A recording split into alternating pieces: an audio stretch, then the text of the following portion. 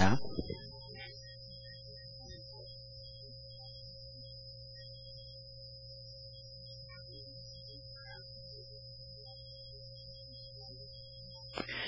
우리 16절부터 20절까지 한 목소리로 같이 읽겠습니다. 11 제자가 갈릴리에 가서 예수께 지시하신 산에 이르러 예수를 배웠고 경배하나 아직도 의심하는 사람들이 있더라. 예수께서 나와 말씀하여 이르시되 하늘과 땅의 모든 권세를 내게 주셨으니 그러므로 너희는 가서 모든 민족을 제자로 삼아 아버지와 아들과 성령의 이름으로 세례를 베풀고 내가 너희에게 분부한 모든 것을 가르쳐 지키게 하라. 볼지어다 내가 세상 끝날까지 너희와 항상 함께 하시니라. 아멘. 여러분, 많은 분들이 정말 전도하고 싶어 합니다. 어떻게 하면 되냐? 되어지도록 하면 됩니다. 오늘 두 번째 시간은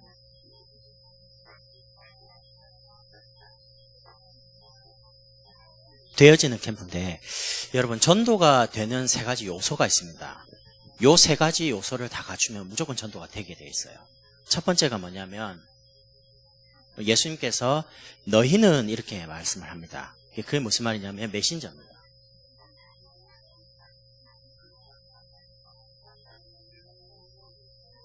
두 번째는 가서 이렇게 그냥 현장 돌아다니면요, 해보셨겠지만 다닐 때는 좋아요.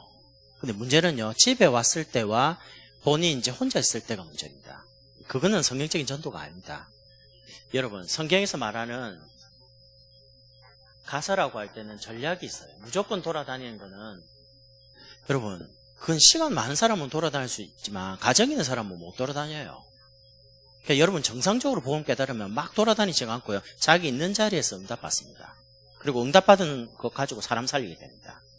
세 번째는 제자를 삼아 이렇게 나옵니다. 제자를 삼으려면 메시지가 있어야 되죠. 그래서 다락방은 왜 되냐면 메신저 유목사님 있죠. 20가지 전략 있죠. 요즘 62가지 삶에 대한 부분 나오죠. 그리고 메시지 지금까지 계속 나왔습니다. 핵심 메시지가 그게 사실은 다락방 메시지예요. 지금까지. 그러면 여러분과 제가 어떻게 이제 이번 캠프를 하면서 준비할 거냐라고 할 때 어떤 너희를 찾으시냐면 말씀이 개인화된 사람을 찾으시면 돼요. 아니면 말씀이 개인화되도록 도와주시면 돼요. 개인을. 그러면 어떻게 개인화시키냐? 복음의 말씀입니다. 마태복음 뚜껑을 딱 열자마자 마태복음 1장 20절 21절에 보면 아들을 낳으니 이름을 예수라. 이는 저가 자기 백성을 저희 죄에서 구원할 자임이라. 하나님이 왜 그리스도를 이 땅에 보내셨냐? 여러분과 제가 죄를 지을 줄 아니까요. 죄인이니까. 그럼 죄 지으면 용서해 주시려고요. 무너지면 또 세우시고 함께 하시려고요. 시작도 임마누엘이고요. 오늘 마태복음 28장 20절에도 볼지어다 내가 세상 끝날까지 너희와 항상 함께 있으리라. 끝도 임마누엘입니다. 복음이라고 할 때는 성도들이 복음을 실제로 어떻게 누릴 줄을 몰라요. 그냥 열심히 하려고 그래요. 말씀을 실제로 누릴 수 있도록 도와줘야 됩니다. 말씀을 누린다. 여러분, 제가 여러분도 한번 해보세요. 중요한 고민 있을 때 하나님께 질문을 해요. 질문을 하고 교회 가서 예배 드려봐요. 합숙 때 제가 56기 합숙인 1차 합숙 갔는데요. 그때 참 방장 계시는 그 분이 참 저를 잘 지도해 주신 것 같아요. 궁금한 게 많지, 전도하고 싶지, 이런 것들을 전부 메시지 듣기 전에 노트에 기록을 하라는 겁니다. 하나님께 질문할 것들을 싹 다. 그러고 오늘 강사 목사님 통해서 메시지 들어봐. 이렇게 하는 거예요. 근데 처음에 나는 왜 그러지? 그냥 들으면 되지. 그냥 방장님이 또 시키니까 적어놓고 메시지 듣는데요. 깜짝 놀랐다니까요. 질문한 게 메시지 속에 다 나오는 거예요. 이제 그동안은 제 신앙생활이 어땠냐? 무조건 열심히, 기도도 많이 하려고 그러고, 교회도 열심히 다니려고 하다가 지치면 포기. 힘이 없으니까 이제 교회를 안 가요. 이런 들쑥날쑥, 이런 상황 속에 있다가 복음을 들었지만은 여전히 기도가 안 되는 상태. 전도는 부담스럽고요.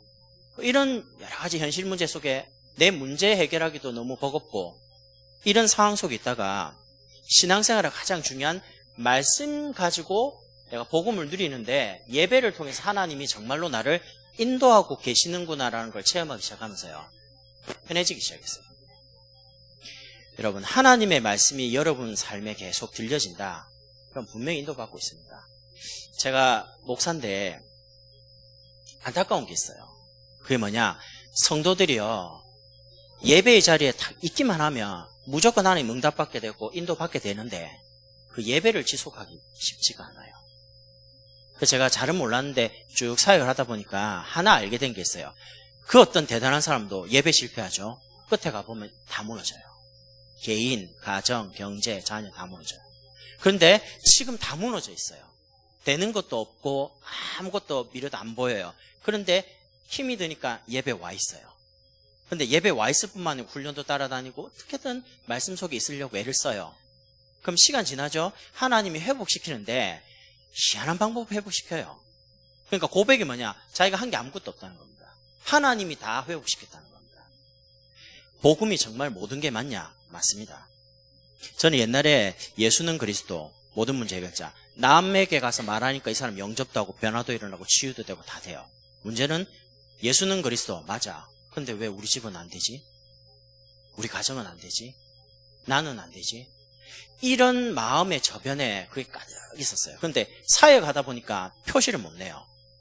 다른 사람은 그리스도가 모든 문제 해결자가 많은데 내게는 그리스도가 모든 문제 해결자가 아니었어요.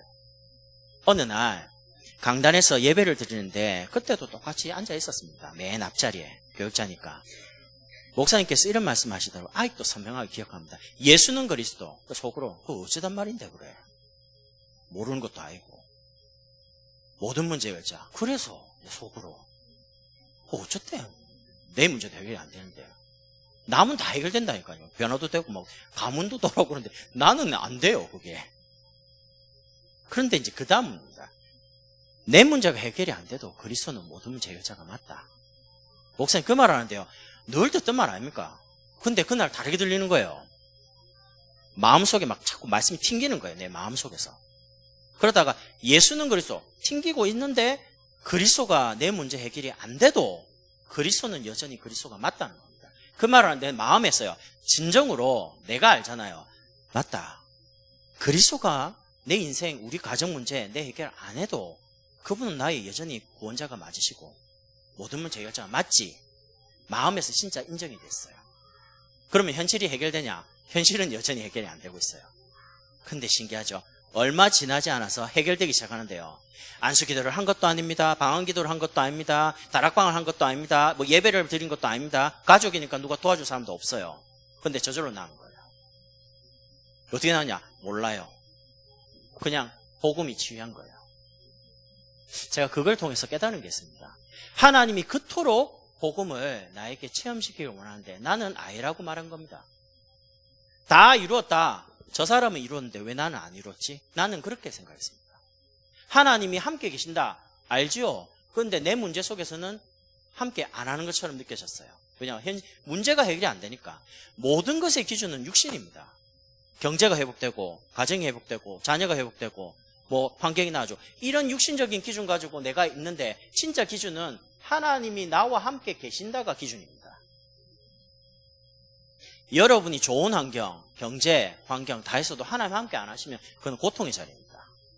근데 현실적으로 너무 고통스러운데 하나님이 함께 계시는 자리라면 여러분 가장 축복된 자리에 있는 겁니다. 그게 앞으로 어떻게 축복으로 변화될지를 아무도 장담 못해요. 그래서 여러분이 복음 하나로 충분하고 복음 하나로 만족하고요. 복음이 모든 거라고 결론이 나져버리면 되는 겁니다. 그때부터는. 그런 너희는 두 번째는요. 이 복음을 실제로 교회 가서 강단 말씀을 통해서 응답받는 사람이요. 여러분 본부 기도첩을 하시죠. 여러분 제 말을 한번 잘 들어보시고 오해하지 마시고요. 제가 아까 뒤에 계신 분에게 이제 예비 캠프를 녹화는 하시되 유튜브나 올리지 마시라 이렇게 부탁을 했습니다. 이유가 뭐냐면 제가 녹화를 하면요 내가 속 깊은 이야기를 잘 못해요. 왜냐면 이거 퍼뜨리면 제가 입장이 곤란한 게 많아요. 지난번에 충남 갔을 때도 제가 속에 있는 이야기를 다 하려고 일부러 녹화를 하지 마라 그랬어요. 그래서 여러분이 꼭 좀 이해를 해줄게 제가 진짜 부탁드립니다. 본부 기도첩을 하지 마세요. 일단 제 말 오해 없이 들어보세요. 교회 강단 말씀이 안 들린 사람은 본부 기도 수업을 일단 하지 마시고 뭐 하시냐? 주일날 목사님이 주시는 말씀 가지고 모든 강단 말씀 갖고 기도 수업을 사모늘을 정리부터 하세요. 그게 되면 그 다음에 본부 기도 수업을 해요. 그럼 요 두 가지가 같이 이어집니다. 근데 교회 강단이 이해 안 되고 사모늘이 안 된 사람이 본부 기도 수업을 해버리면 본부 기도 수업을 어떻게 하십니까? 읽잖아요. 그리고 거기에 대한 영상을 보잖아요. 그럼 그거를 내가 오늘 했다라고 생각하는 겁니다. 그거는 읽은 거지 개인화된 게 아닙니다. 그거를 사람들이 개인화된 것처럼 포장을 하고요. 그걸 읽고 거기에 몇 자 적은 거 그게 내가 된 것처럼 착각을 하고 있는 거예요. 문제 오면 다 넘어져요. 문제 왔을 때 진짜 답은 교회에서 주시는 강단 말씀인데 문제 왔을 때 말씀을 잡는 게 아니고 환경 잡고 염려 잡고 사람 말을 잡으니까 같이 흔들려 버리는 겁니다. 그 진짜 부탁드립니다. 제가 교회에서 목사님이 저보고 그런 한 가지 딱 인정하는 부분이 강단 말씀 갖고 모든 걸 다 한다는 거예요. 제가 그렇거든요. 진짜입니다. 저는 목사니까 주일날 강단 말씀과 강사단 메시지 두 가지를 잡아요. 두 가지만 딱 잡습니다. 산업선교하는 산업인들은 주일날 강단 말씀하고 산업선교 메시지를 잡아요. 우리 지역에 계신 분은 주일날 강단 말씀 가지고 현장 메시지를 잡아요. 이 두 가지만 잡으면 교회와 본부하고 같이 가는 겁니다.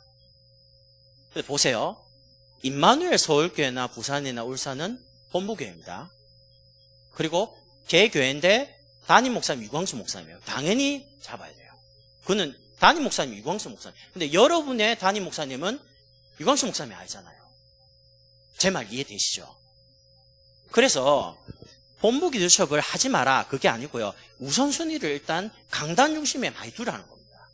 그게 되면 본부 기도 수업을 같이 읽으시면 돼요. 어떻게 하냐면 강단 말씀 사모늘을 해놓고 오늘 8월 28일 날 본부 기도 수업을 읽어요. 그럼 처음에는 읽어보면요. 강단 말씀하고 본부 기도 수업 내용이 안 맞아요.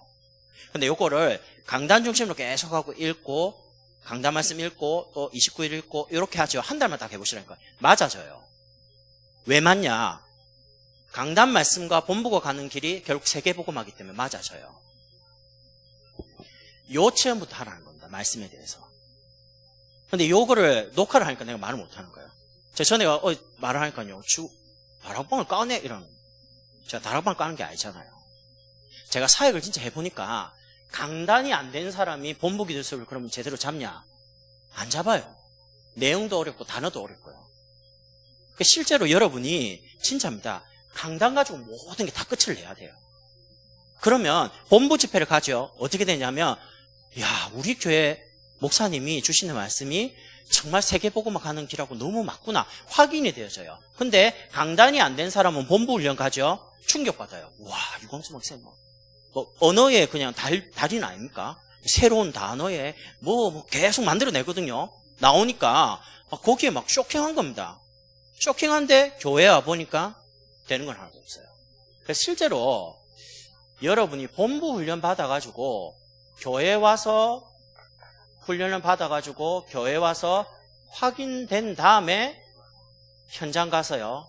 요거를 체험해야 돼요. 근데 본부 훈련 받아가 바로 현장 갑니다. 예수는 그리스도 맞죠? 기적이 일어납니다. 역사 일어납니다. 근데 교회 와보니까 확인이 안 돼요. 본인은 응답이 없는 거예요. 그 응답이라고 할 때 많은 부분이 어디에 고민을 많이 가지냐? 가정의 회복이 안 되는 거예요. 경제가 회복이 안 되는 거예요. 자녀가 자꾸 이상하게 어긋나는 거예요. 렘넌트라고 하는데 정말 복음이라면 나도 살고 남편도 살고 자녀도 살고 같이 회복되면서 치유되면 가야 되잖아요. 제가 복음을 확인한 바로는 저도 복음 안에서 편해지고 아내도 편해지고요. 우리 아이들도 복음 안에서 잘 양육되고 세워져. 이렇게 가정이 행복한 가정으로 가요. 그런데 제가 그냥 이 부분에서 바로 이렇게 갔을 때는 뭔가가 열심히 하고 사역도 하고 막 다니는데 집에 돌아오면 답답해지는 겁니다. 다툴 일이 더 많아요. 그러니까 여러분 언제든지입니다. 교회 가서 여러분이 강단의 말씀 속에서 모든 응답을 다 찾아내셔야 돼요. 여러분 저는 안타까운 게 있습니다. 본부에 훈련 가가지고 집회 때마다 유광수 목사님은 항상 말합니다. 교회에 돌아가셔가지고 강단 붙잡아라 그러잖아요. 토요일만 핵심만 가면 그럽니다. 산업선교도 그러고요. 내일 주일이니까 교회 가셔서 모든 응답과 축복을 다 찾아내라. 시와 때를 따라 모든 부분을 강단 가지고 답을 내라는데 훈련받는 사람은 강단 가서 우리는 답이 안 된다는 거예요. 말을 그래 안 하지만 실은 그런 표정으로 더 많이 훈련을 받고 막 다녀요. 갈급해가지고. 훈련은 갈급해서 받는 게 아닙니다. 아닙니까? 응답받아가지고 단계적으로 탁 이렇게 가야 되잖아요. 체험해가지고. 그래서 여러분이 진짜입니다. 강단 말씀 속에서 진짜 부탁드리는데 하나님의 로고스 말씀이 나의 말씀으로 레마로 들릴 만큼요. 그 전투기 조종사의 철칙이 하나 있습니다. 그게 뭐냐? 이건 생명과 직결이 되어 있어요. 전투기를 조종하는 사람은 굉장히 빠른 속도로 높은 고도를 날기 때문에 이분들이 하늘이 파랗고요. 바다가 파래요. 그럼 위아래가 다 파는데 한 번 돌면 거기서 굉장한 정신이 혼란이 와요. 그래서 훈련을 어떻게 받느냐? 어떤 상황 속에도 계기판을 놓치지 않는 겁니다. 고도, 그거는 높이가 딱 정해졌으니까. 그래서 만약에 전투기 조종사가 끝까지 계기판을 의지 안 하고 만약에 딱 다른 거를 보는 순간 추락합니다. 왜냐? 하늘과 땅이 구별이 안 되니까. 구원받은 하나님의 백성이 만약에 말씀을 떠났다. 인생이 망하는 거예요. 망하는 게 돈이 없어서 망하고 경제가 뭐 암 걸려서 망하는 게 아니고요. 구원받아놓고 모든 축복을 다 받아놓고 전혀 못 누리는 거예요. 그럼 불신자한테 손가락 받겠죠. 하나님의 영광이 나타나기보다 그리스도 이름이 땅바닥에 떨어집니다. 그래서 여러분 진짜입니다. 간절하게 지금 제가 두 번째 요 메시지는요. 제가 체험을 해봤고 그리고 여러분이 진짜 간절하게 부탁드리는 겁니다. 여러분이 진짜 강단을 통해 주시는 메시지를요. 진짜입니다. 의심 없이 이건 하나님 주신 말씀이 맞아요. 여러분이 교회와 목사님을 두고 기도를 정말 많이 하셔야 됩니다. 왜 그러냐? 저는 사역할 때 여기 우리 성도님 계시는데 저는 모든 지교 예배 끝나면요. 딱 하나 하는 게 있습니다. 담임 목사님 사역과 오늘 스케줄. 제가 사역을 해보니까 목사님을 위해 기도 안 하는 사람 말씀 못 받습니다. 왜 그런지 압니까? 강단을 두고 기도를 안 하는데 어떻게 은혜를 받겠어요? 이런 사람들은 문제 오면 기도를 합니다. 갈급해지니까.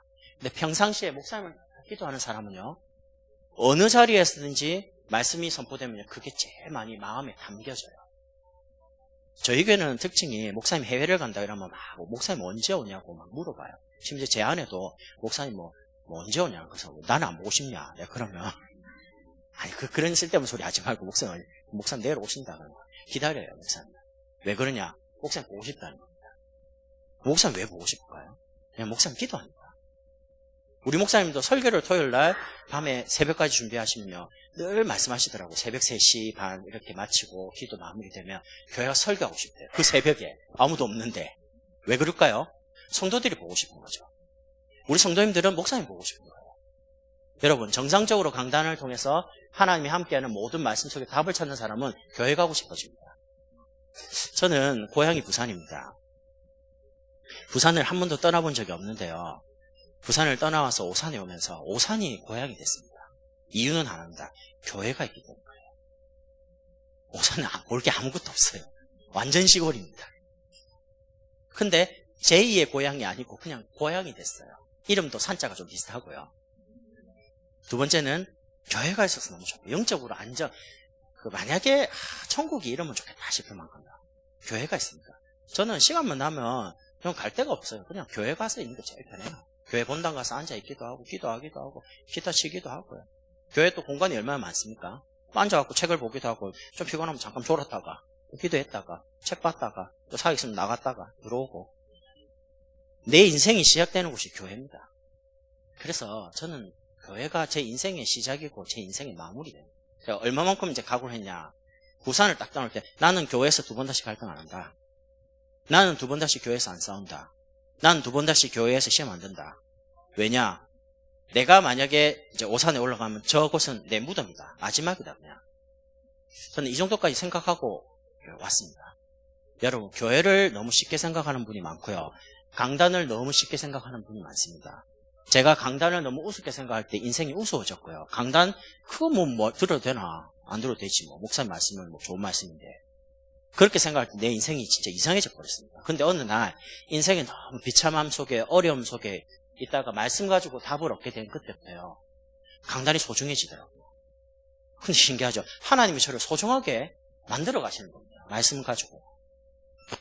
하나님이 얼마만큼 여러분을 배려하는지 진짜 모르시죠? 제가 결혼할 때 돈이 한 푼 없었어요. 부산에서 올라올 때에 아무것도 없었어요, 진짜. 근데 결혼을 해야 되는데 집이 있습니까? 돈이 있습니까? 아무것도. 내 부산에서 올라올 때 딱 10만 원 딱 가져왔는데 그것도 목사님이 월요일부터 미국 가니까 일주일 동안 내가 갔다 올 때까지 잘 있으라는 겁니다. 어디서요? 있을 데가 없는데 찜질방에 이제 일주일 있었는데 10만 원 다 날렸어요. 다 먹고 자고 해야 되니까 가방은 또 그 여행 가방 트렁크 3개 들고 왔는데 완전히 이제 올라왔으니까요. 갈 데가 없어요. 그렇다고 교회 가서 잘라니까 그것을 어떻게 잘했어요 또. 지금 교회가 아니니까 전에 교회가요. 그런 참 여러 가지 환경이 어렵더라고요. 참 신기하죠. 하나님이 제 상황과 제 입장을 너무 잘 아시는 거예요. 근데 제가 하나 있어요. 너무 편한 겁니다. 와가지고요. 돈도 없지요. 집도 없지요. 결혼도 안 했죠. 미래가 어떻게 될지도 모르죠. 아무것도 없어요. 그런데 말씀 속에서 하나님이 나를 함께 계시는데 여기서 이제 새롭게 시작한다. 너무 편한 거예요. 사람들이 나를 불쌍히 여길 만큼. 근데 나는 너무 좋아요. 불쌍해서 그랬는지 모르겠는데 전사님 굶는다 하면 김치도 갖다 주고 밥도 갖다 주고 그러는데 씻을 데도 없고요. 사람들이 그러더라고요. 제가 이제 부산에 한번 이제 결혼식 준비할 때 내려가니까 아는 주변의 지인들이 야, 니 얼굴이 굉장히 편해 보인다 이러더라고요. 편해 보이겠지. 아무것도 안 먹고 있으니까. 먹을 게 없는데요. 근데 영적이란 게 느낌이란 게 있잖아요. 돈도 없고 배경도 없고 집도 없고 아무것도 없는데 얼굴이 너무 편해 보인다. 그게 뭐였냐면 저는 그때 욕을 체험하고 있었어요. 내가 가진 거 없지만 하나님이 정말로 나를 함께 계셔서 나를 전도자로 세워가고 계신다. 왜냐면 그때는 말씀에 대해서 답을 낸 상태였거든요. 여러분, 거짓 없이 말할 수 있습니다. 안 되죠? 예배 속에 있기만 하세요. 진짜입니다. 요한복음 15장에 붙어 있기만 하세요. 그러면 하나님이 열매 맺게 하시고 모든 걸 되게 다 하십니다. 첫 번째, 여러분이 말씀이 개인화된 사람, 이런 사람들을 찾아내시고요. 두 번째는 그 말씀 가지고 답을 낸 사람이 이제 할 게 하나 있습니다. 기도만 하면 됩니다. 말씀이 내게 삶의 묵상만 되면 돼요. 늘 질문하시라니까요. 이 문제는 이번 주에 목사님 말씀은 뭐라고 하셨는지 그것만 찾으면 됩니다. 자, 이번 주에 이제 일본을 가게 되는데 지난주까지 막 정신이 없어가지고 일하다가 어제 정신이 들더라고요. 내가 일본을 왜 가야 되지?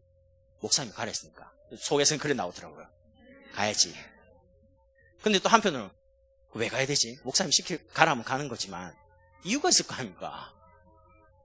근데 그게 이유가 뭐냐? 그게 내게 메시지예요. 그래서 내가 생각하고 이유를 찾고 있습니다.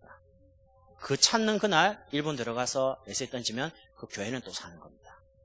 하나님이 이유 없이 보낼 리가 없고 이유 없이 목사님을 통해서 가라고 할 리가 없으니까. 이유 없는 문제가 없습니다. 이유 없는 사건이 없습니다. 하나님이 환경을 어렵게 할 때는 이유가 있어요. 그걸 보고 하나님 계획이라고 합니다. 그걸 찾아내셔야 돼요. 여러분이 정말로 말씀에 집중을 하시면 하나가 됩니다. 그게 뭐냐? 치유가 됩니다. 문제가 해결된 게 아니고요. 치유의 첫 번째 특징이 염려가 안 옵니다. 염려가 생겨도 빨리 없어집니다. 업다운이 막 이렇게 길어졌다가 말씀에 집중되는 시간이 많으면 많을수록요, 빨리빨리 치유되고 회복됩니다. 그래서 기도 말고는 답이 없어요. 여러분 아시죠? 전도는 기도 운동과 같이 갑니다. 초창기 다락방에 다락방 가시면요, 말씀을 30분 전하면 30분 기도했습니다. 초창기 멤버들 계십니까? 근데 요즘은 어떻습니까? 그래 안 되죠. 자꾸 전도에 대한 열매를 요구하면서 기도는 점점 줄고 있어요. 방법이 아닙니다. 하나님의 역사입니다. 그러면 답은 있는데 할 게 이거밖에 없어요. 하나님이 하셔야 돼요. 하나님이 변화시키고 하나님이 붙이시고 하나님이 세워 가셔야 되는 거예요. 개인 양육의 기술, 스킬 아닙니다. 능력 아닙니다. 메시지 알잖아요. 그것도 아닙니다. 하나님이 하셔야 돼요. 하나님이 하시게 만드는 가장 중요한 통로가 기도입니다. 그리하여도 너희가 내게 기도하여야 할지니라. 하나님 우리 마음에 소원도 주시고 영혼에 대한 눈물도 주시고요. 간절함을 주셔가지고 기도할 때에 변화되기 시작하는 겁니다. 말씀이 마음에 안 담긴 게 응답으로 확인된 적이 없어요. 항상 말씀이 내게 담기면 그게 기도가 되잖아요. 늘 생각나잖아요. 그러면 그거는 반드시 응답으로 보여요. 그래서 여러분이 말씀과 기도에 응답받는 사람은요, 요게 계속 뿌리내립니다. 제가 복음 속에서 요 두 가지가 계속 응답이 되는 중에 응답이란 부분이 기준이 달라졌습니다. 전에는 환경이 좀 변화되는 거, 돈이 없으니까 돈 좀 생기는 거, 아픈 게 좀 치유되는 거. 지금은 제게는요, 응답이 하나입니다. 말씀이 응답입니다. 말씀이 이렇게 안 들려주죠. 너무 답답합니다. 그럴 때가 있거든요. 이상하게요, 예배를 드리는데도 말씀이 가슴 속에 안 치는 경우가 있어요. 너무 답답해요. 설교를 하는 게 문제가 아니라니까요. 이게 하나님이 나에게 주신 메시지다라는 게 안 느껴지면요, 답답해지기 시작해요. 하나님 그렇게 바꿔버렸어요, 인생을. 여러분, 하나님이 여러분에게 뭘 주시냐? 말씀을 응답으로 주시는 겁니다. 그래서 교회를 굉장히 소중하게 생각하셔야 돼요. 교회가 어려움 당할 때 잘 모르고 목사님 편에 섰습니다. 목사님을 보호하는 쪽에 섰다니까요. 시간 지났는데 하나님 저를 죽고 가시더라고요. 여러분, 언제든지 목사님과 여러 가지 사람 말이 있습니다. 그때 목사님을 보호하는 편에 서세요. 교회를 지키면 하나님이 여러분 인생과 나머지를 지킵니다. 저는 체험했습니다, 직접. 그래서 중심이 어디 있냐? 굉장히 중요합니다. 말씀 중심, 기도 중심 된 사람, 요 사람이 개인화된 사람입니다. 그러면 전도는요, 응답받으면 만남이 하나님 주어져요. 루디아 있습니다. 야손 있습니다. 브리스길라 있습니다. 누구냐? 바울이 없어요. 루디아는 있다니까요. 근데 하나님이 바울이 가야지만 주께서 루디아의 마음을 여시는 겁니다. 하나님이 우리 안성 임마누엘 교회만 보낼 사람을 예배해놨어요. 이단 못 갑니다, 그런 사람들. 우리 다민족 교회만 보낼 하나님이 제자를 준비해놨어요. 그거는 이단이 절대 못 만나요. 하나님이 전도하려고 준비한 사람은 다른 사람 못 만나게 합니다. 그 사람을 말씀과 기도가 개인화된 사람에게 딱 주는 겁니다. 그게 너무 정확해요. 모든 만남은 이래서 치유할 사람, 교육할 사람, 전도할 사람, 우리 교회 비전이거든요. 만났다 무조건 말합니다. 당신은 유채영 목사님 만나고 나를 만난 이유가 뭐냐? 이것 때문에 만났다. 이 응답을 받을 거다. 그러고 개인화시켜줍니다. 하나하나씩 틀림없이 응답 받습니다. 그래서 여러분이 만남을 두고 요 사문을 계속 지속해보세요. 혹시 제자가 금방 안 나와도 낙심을 절대 하지 마세요. 아까도 점심 목사님과 같이 식사하면서 대화하면서요, 제자가 금방 뚝딱 올라오지 않습니다. 이래 생각하면 돼요. 여러분이 지금 다락방 메시지 20년을 듣고, 전 20년 넘었거든요. 금방 세우시던가요? 맞잖아요. 그러니까 여러분이 세워진 만큼 사람에 대해서 오래 기다리면 됩니다. 제가 왜 오래 기다렸냐? 말씀 속에 답이 있더라고요. 데살로니가 가는데 이 사람 잘 안 바뀌어요. 너무 힘들어요. 언제까지 가야 되지? 갈 때도 많은데 솔직히 마음에 안 가고 싶더라고요. 안 갈 수 있습니까? 다른 사람 보내려니까 아무도 안 가려고 그래요. 안 가려고 그러니까 내가 계속 가야 될까 하니까 그래서 속에서는 미치겠고 안 가려니까 진짜 이런 상태인데 성경을 딱 폈는데 하필이면 데살로니를 읽고 있다가요, 딱 읽었는데 게으른 사람을 붙잡아주고 마음이 힘든 사람을 사람에 대해서 오래 참으라, 이 말을 더 읽었는데 완전히 답이 됐어요. 맞다. 나 같은 사람도 하나님이 구원하시고 깨닫게 하셔갖고 쓰시는데 저 사람이 만약 깨닫고 응답받고 치유되면 더 큰 하나님의 역사를 일으킬 거 아닌가. 어차피 저 사람이 치유되고 회복되는 건 어차피 내 능력 밖의 일이고 잘하게 하시는 하나님 아닙니까? 그때요, 내 마음에요, 포기하던 마음이 돌았었어요.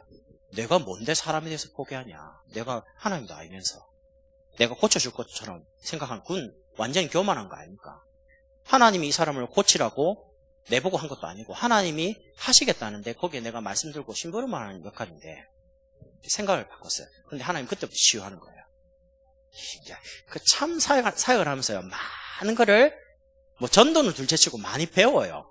하나님이 나은 사람을 요 세 가지 가지고 세워가는 부분에요, 진짜 간증거리가 많아요.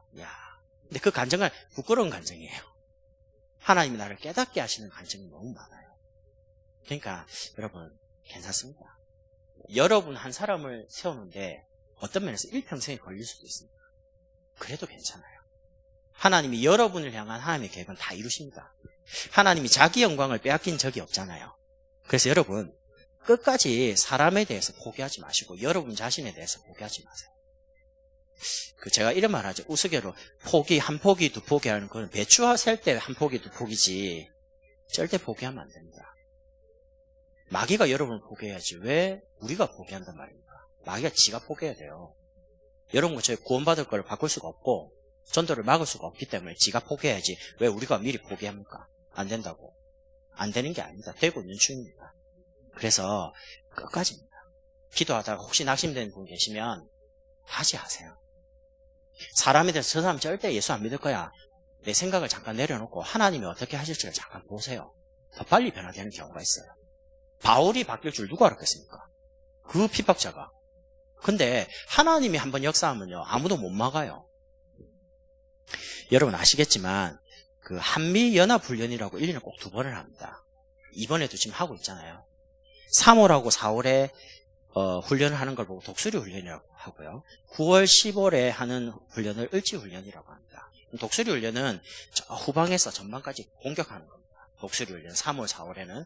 그럼 이제 공격하면 뒤에서 이제 물자들을 전투 식량이나 이런 것들 보급해야 되잖아요. 그러니까 을지훈련 때는 그런 보급하는 부분을 훈련합니다. 그러면 보통 훈련을 하기 전에 한 달 전부터 준비하거든요. 그럼 3월, 4월 훈련하면 2월, 3월, 4월 해요. 9월, 10월에 이제 을지 훈련할 거면 8월, 9월, 10월 해요. 그러면 이제 남는 기간이 이제 6개월 남겠죠. 그럼 겨울에는 추우니까 북한에서 못 내려와요. 추우니까. 여름에 한창 더울 때 뭐 전쟁하려는데 밥을 뭐 들고 다닙니까? 아니잖아요. 상하니까 못 내려와요. 그래서 전략을 어떻게 썼냐면 이제 내려올 수 있는 기간이 5월하고 6월밖에 없어요. 전쟁할 수 있는. 나머지는 다 훈련하고 있는데 쳐들어오면 어찌 됩니까? 한미 가지고 있는 모든 전략 자산하고 공격을 다 할 텐데 그럼 감당을 못 하잖아요. 그래서 어떻게 하냐면 그때는 훈련을 이제 하는 이유가 뭐냐면 내려오지 말라 하는 거예요. 전쟁을 할 때. 그리고 5월, 6월에는 대대별로요. 유격 훈련을 빡세게 시킵니다. 남자분들 아시겠지만 여자분들 제일 싫어하는 게 군대 이야기하고 또 축구 이야기를 하는데 군대에서 축구 이야기 해버리면 이제 막 화난다 하거든요.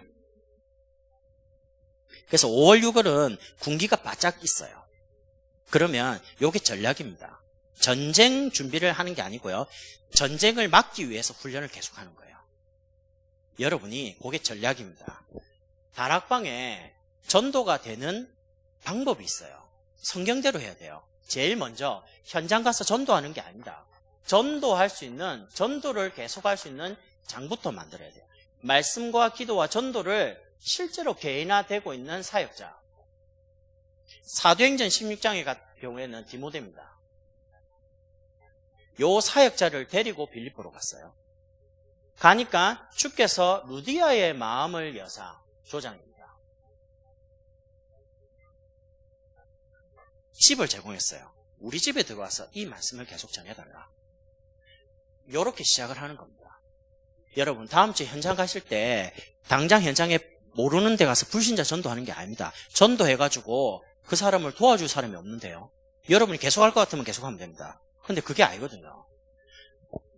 가가지고 루디아 집에서 말씀 운동을 지속하는 중에 루디아 가족들도 복음받고요. 서서히 전도 운동이 시작되는 말씀 운동이 시작됩니다. 17장에 보니까 신라를 데려갑니다. 거기에 누굴 만났냐? 하나님이 딱 예비한 야손, 보를 받고 바울을 보호해 줄 만큼요. 그런 중에 기존 신자 헬라인과 기부인들이 같이 말씀 운동에 참여했어요.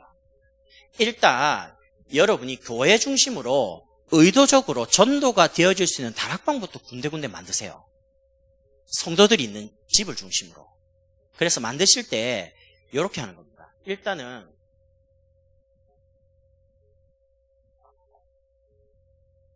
사역자와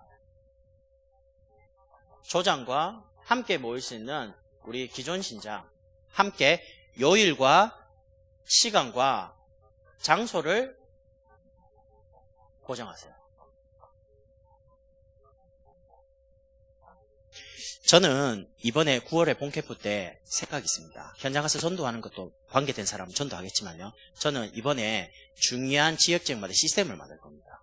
왜냐, 하나님이 영접운동을 일으켜도 그걸 감당할 수 있는 장을 계속 만들어 가면요. 하나님 그 장을 보고 좋은 분들을 보내요. 아이를 낳기 전에 준비를 하잖아요. 집에 모서리도 다 치우고 애기 신발, 뭐 기저귀, 애기 옷 다 준비해놓고 하잖아요. 마찬가지입니다. 하나님이 구원을 사람을 보낼 거라고 우리는 확신하고 있기 때문에 복음 가지고 있으니까 키울 수 있는 장을 준비하는 겁니다. 그래서 그런 사람이 올 줄 알고 말씀동을 지속하는 겁니다. 이걸 보고 다락방이라고 합니다. 일단 이번에 본캠프 전에요. 성도들 분석해가지고 다락방, 전도의 장부터 많이 만드세요. 다음 주에 현장화하면서 보는 캠프를 할 겁니다. 혹시 만약에 만드실 다락방 현장이 있으면 조장만 여러분이 준비해 주시면 가서 다락방을 진행하는 것도 보여드리고 다락방을 어떻게 세워갈지 보여드리고요. 나머지를 다 진행해 드리겠습니다. 저희 교회는 그렇게 하고 있으니까 실제로요. 이렇게 하면서 전도의 장을 중심으로 두 번째는 전도할 수 있는 문을 찾는 겁니다. 제가 잘은 모르겠는데요. 그냥 제가 주관적으로 느끼기에 사람들이 다락방은 다락방대로 하고요. 전도는 따로 하고 양육도 따로 해요. 다락방 따로, 양육 따로, 전도 따로. 제가 느낌을 그렇게 받았어요. 왜 그렇게 느낌 받았냐? 질문을 이렇게 하는 거예요.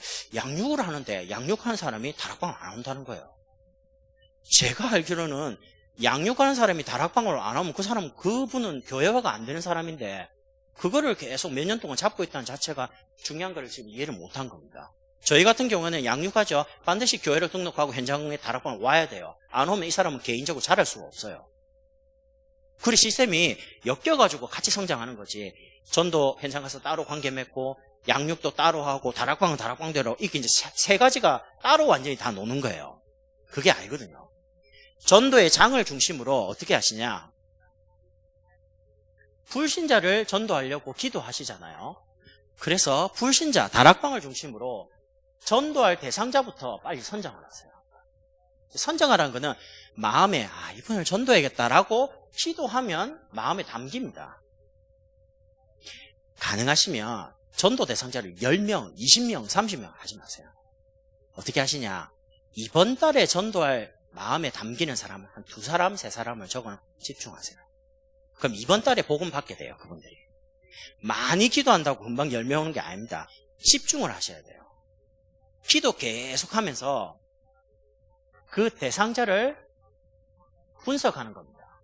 분석하려다 보니까 어떻게 됩니까? 한 번씩 만나서 차도 마시고 대화를 나눠야 되는 거죠. 그래야지 이분이 뭐 어떤 상태인지를 알 거 아닙니까? 근데 신기하죠. 하나님이 마음에 담으면요, 만나게 계속해요. 저의 아내 같은 경우에는 저 살려야겠다 마음먹는데 길 지나가면서 만나는데 대화가 된다는 거예요.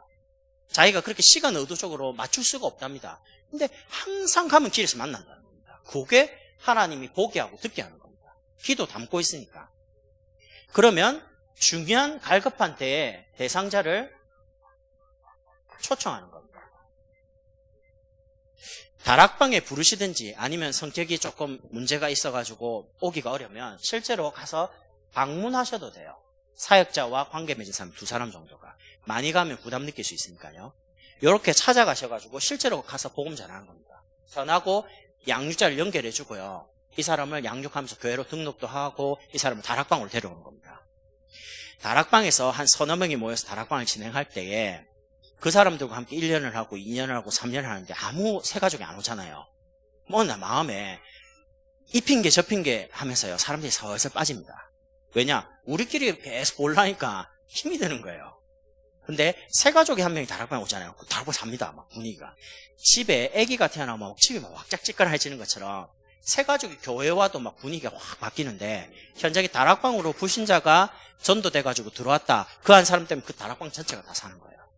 그래서 다락방, 기존에 있는 다락방부터 확립을 시켜야 돼요. 다락방 없애고 안 되는 다락방이니까 그러면 안 되고 안 될수록 되도록 만들어줘야 돼요. 그 장을 중심으로 불신자를 계속 찾는 겁니다. 과정을 가지고 기도 계속 하면서요. 그러면 전도가 되어지면 세 번째는 전도에 엄청난 문이 있습니다. 밭. 그게 뭐냐면 새 가족입니다. 여러분, 새 가족이 불신자가 복음 받으면요, 그 가족이 전부 다 대상입니다. 제가 지난주에 우리 권사님하고 영접했던 분이 상황이 그래요. 어머니가 무당, 여동생이 자살, 남편이 자살, 본인도 자살 시도 여러 번. 그래서 아들이 10살인데 이렇게 말한대요. 엄마 죽지 마세요. 자기 혼자밖에 없으니까. 남의 이야기처럼 안 들리고요. 그래서 제가 이런 생각이 어머니가 무당이라. 그리고 아들도 복음 전해죠. 그래서 제가 이런 생각이 들어요. 요 한 사람 뒤에 있는 무당, 어머니, 아들 두 사람이 벌써 전투 대상자 아닙니까? 그걸 놓치지 말라는 겁니다. 교회 세 가족이 등록하면 그 한 사람 때문에 그 남편과 아이들이 있습니다. 가문 전체가 있습니다. 절대 한 사람이 아닙니다. 그 어마어마한 밭이 있습니다. 지인들이 있거든요. 그래서 그 밭을 놓치면 절대 안 돼요. 세 가족. 그 세 가족 주변에 있는 아이 몇 층이죠? 엄마가 다락방 하면요, 아이도 반드시 다락방 하게 도와달라고 합니다. 문이 열리잖아요.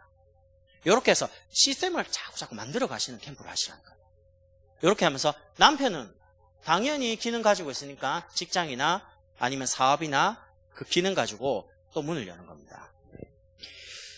이렇게 만들어 놓고 기다리면 됩니다. 그 사람들이 저보고 그래요. 언제까지 기다려요? 제가 어떻게 합니까? 권사님하고 저하고 다락방을 동탄 지역에서 5년 넘게 했단 말이죠. 싹 다 나가요. 둘 다 낙심이 되는 거예요. 이게 잘못하고 있나? 근데 마음에는 잘못하고 있는 게 아니고 이건 맞는 건데. 근데 확신이 오는데요. 이건 기다리는 거다. 기다렸어요. 그리고 하나님의 때가 오니까요. 막을 수 없는 전도 운동이 계속 터지는 겁니다. 이건 하나님이 하시는 거기 때문에 알고는 계셔야 돼요. 사람이 만약에 없으면 전도의 장부터 계속 만드는 거를 만들어 놓고요. 사람 올 때까지 기다리는 겁니다. 말씀 운동을. 아니면 사람이 있잖아요. 그럼 사람을 중심으로 전도의 장을 계속 만들어가는 캠프를 하시는 거예요. 저희 교회 이제 지교회, 지역에 관계된 거, 계층에 관계된 거, 직장인 관계된 게 전체 토탈 한 60여 개 있습니다. 전체가 전부 다 지교회라고 봅니다. 앞으로 100군데까지 계속 늘려갈 겁니다.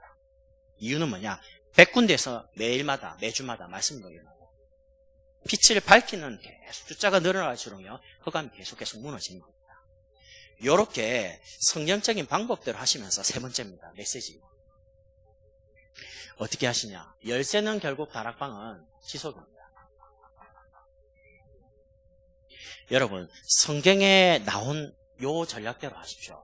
성경의 사도행전 보면 반드시 제자 이름이 나오고요. 그 제자가 있는 현장, 지역 이름이 나오고, 그 다음에 그 속에서 말씀 운동을 통해서 만나진 제자, 일꾼 이름이 세 가지가 동시에 나옵니다. 사도행전 1장에 보니까 마가라는 중요한 제자 집에 그곳이 있는 곳이 예루살렘이죠.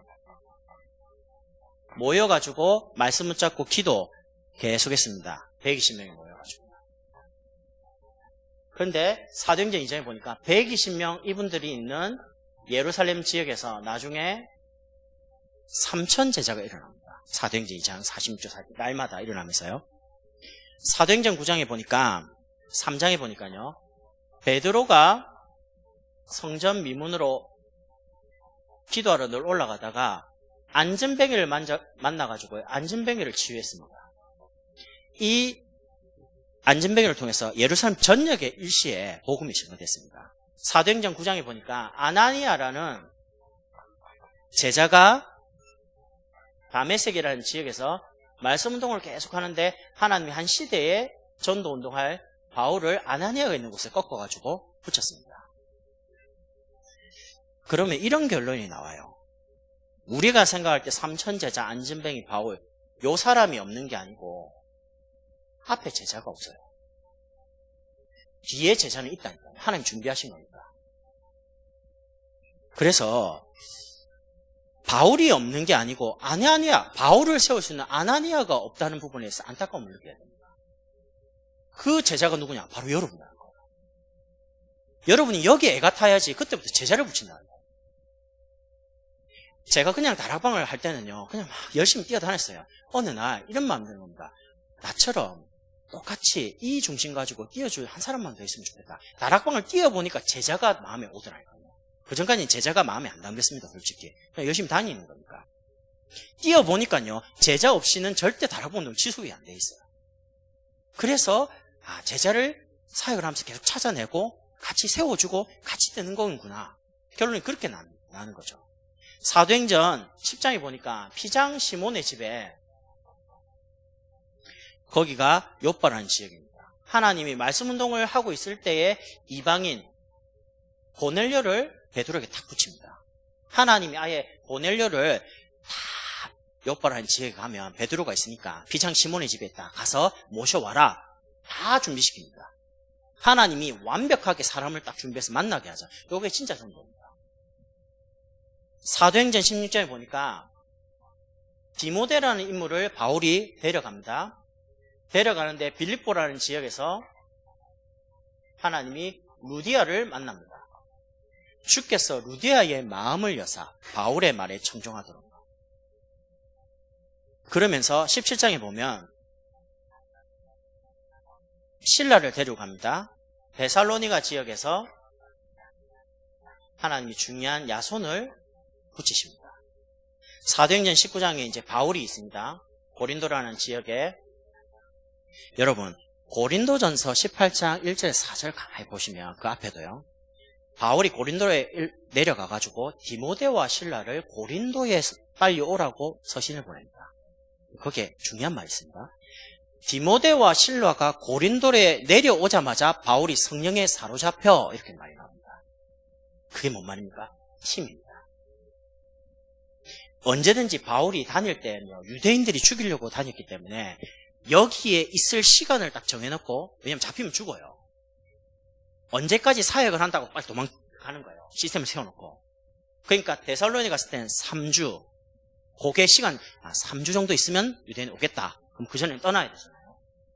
이런 식으로 중요한 제자를 심어놓고 보내면 계속 도망다니는 겁니다. 왜냐하면 가야 되니까. 여러분이 금방 열매 안 나와도요, 제자는 있기 때문에 여기서 한 시대 로마서 16장에 브리스길라 아굴라 부부가 만나게 하지 않습니까? 언제든지입니다. 하나님은 현장 속에 일꾼을 준비해놓고 여러분을 부르셨습니다. 요게 진짜 성경 말씀이 맞다면 우리가 신경 써야 될 거는 이런 사람을 찾는 게 아니고요, 이런 사람이 있습니다. 이런 사람이 만나질 수 있는 우리 개인을 말씀과 기도와 전도로 준비하는 겁니다. 하나님이 만약에 루디아를 붙여주시면 어쩌실래요? 어떻게 사역하실래요? 브리스길라 아굴라를 붙여주시면 어떻게 하실래요? 그분은 어떻게 개인화시켜서, 어떻게 전도제자로 만들어서, 어떻게 중지자가 되게 해서 목사님을 섬기면서 세계복음만 감당할 수 있지? 여러분이 그 세가족부터 전도제자까지의 길을 그분에게 제시를 해야 될 거 아닙니까? 개인화시킬 수 있는 비밀을 가진 사람은 개인화시킬 수 있는 것을 말해줄 수 있습니다. 왜냐? 개인화되어 있으니까. 근데 그게 준비가 안 되면 어떻게 됩니까? 그냥 밥 먹고 같이 다니고 우리끼리 대화하고, 우리가 무슨 클럽도 아닌데 동아리도 아닌데 그렇게 해가면 세계복음 못 못해요. 그래서 여러분이 반드시입니다. 여러분이 이런 바울, 실라, 디모데처럼 우리 자신을 준비할 때 하나님은 현장에 문을 여시는 겁니다. 키가 현장과 일꾼이 아니고 제자에 달렸습니다. 어떤 면에서 바울은 제자가 준비 안 되면 현장에 안 갔어요. 그래서 꼭입니다. 여러분이 반드시 사모를 가지고, 특별히 강단 속에서 사모를 하시는데 요 사모를 가지고 교제를 다 설명하시면 돼요. 불신자는 다락방을 하는데 왔어요. 포커스는 생명입니다. 왜 인간은 행복이 없습니까? 하나님을 못 만났어요. 하나님 만나는 길이 그리스도 아닙니까? 불신자 왔을 때는 복음 전해가지고 다락방 교제 다 설명하고, 잠깐만요, 따로 만나고, 다락방 그런 게 아닙니다. 교제를 설명하면서 영접 초청을 하면 돼요. 만약에 성격이 굉장히 내성적이거나 전체를 의식할 것 같으면 다 말해놓고, 아까 복음 들은 거 어떻게 생각하십니까? 라고 영접을 따로 시키면 돼요. 세 가족이 다락방에 갔습니다. 생명 가진 그분이 하나님의 능력을 체험할 수 있도록. 왜 인간이 행복이 없습니까? 세 가족에게는 방향을 줘야 돼요. 복음을 누려야 되는 것이다. 생명을 가지고 있는데 이게 내게 능력이 체험돼야 되는 거다. 세 번째는요, 기존 신자가 왔어요. 치유받는 겁니다. 왜 인간이 행복이 없습니까? 하나님 만나는 예배 실패했어요. 구원받았는데 예배 실패해버리면 다 놓치는 겁니다. 그래서 전혀 응답이 없고 전혀 증거가 없잖아요. 우리에게 증거란 거는 말씀인데. 네 번째는 사명자가 있어요. 진짜 전도하려는 사람이 그게 있어요. 이분에게는 중요한 사명에 대한 방향을 줘야 돼요. 왜 인간이 행복이 없습니까? 사명자는 방향을 찾기 전까지는 답답해요. 아, 내가 이거를 위해 주를 위해 살겠다라는 방향이 나오면 그때부터 행복해져요. 아무것도 안 할지라도.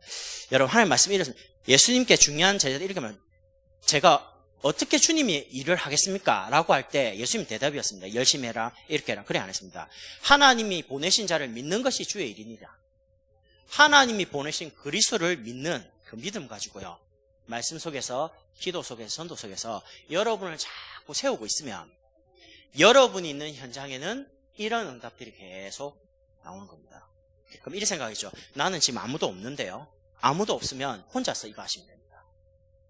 그러면서 만나지는 그 만남을 소중하게 한번 생각해 보세요. 하나님이 왜 이 시간표에 이분을 만나게 하셨냐. 그 만남 속에 장을 계속 깔아가고 열리면 거기에서 문을 찾는 겁니다. 불신자를. 그리고 세 가족이 연결되면 계속 확산시켜 나가는 겁니다. 이게 다락방 전략. 여러분, 다락방 안 없더라고요. 해보니까. 저는 옛날에 고민이 많았던 게 유광수 목사님 말한 게 이게 맞냐 이거죠. 중요한 건 유 목사님은 된다 그러고 우리 목사님은 된다고 그래요. 문제는 내가 안 돼서 그렇죠. 근데 제가 고민을 정말 많이 해봤습니다. 거짓말을 조금 못해가지고요. 저희 목사님 캠프 메시지와 유광수 목사님 메시지를 한 300개 녹취했습니다. 300개 넘게. 캠프 똑같은 거를 300번. 그럼 어떤 상태가 오냐면요. 분명히 들었거든요. 근데 두 번 들을 땐 못 들린 게 또 느껴져요. 깨달아져요. 또 반복해서 들으면요. 전에 이 말이 있었네? 또 느껴져요. 왜냐하면 내 영적 상태가 다르기 때문에 그래요. 그래서 똑같은 메시지가 절대 똑같지가 않습니다. 하나 가지고 응답을 취하면요. 그 많은 것이 발전돼가지고 엮여가지고 응답은 계속 와요. 그래서 여러분 진짜 간곡하게 부탁드립니다. 개인아, 이번 주간에 여러분이 교회에서 여러분 자신만이 할 수 있는 사모늘의 형식을 통일을 시켜서 주셔야 됩니다. 요거는 목사님이 해주셔야 됩니다. 저희 교회는 통일되어 있습니다. 모든 사람은 사모늘을 그렇게 합니다. 다른 거를 할 수가 없습니다. 그래서 목사님께서 이걸 해주셔야 돼요.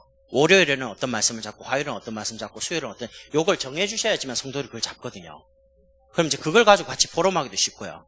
교회마다 제가 동문 캠프를 섬기면서 모든 거기 메시지마다 이랬습니다. 목사님이 이걸 통일시켜 주셔라. 그러면 성도들은 그대로 합니다. 다음 주 현장을 준비하면서요. 이렇게 좀 해주시면 좋겠습니다. 현장에 시간표가 다 지역마다 다를 테니까 시스템을 만드는 캠프를 할 것인지 만들어야 되는 다락방을 만들어야 되는 시간표가 있는 지역이 있을 거 아닙니까? 그럼 이제 만드는 거를 준비해 주시면 돼요.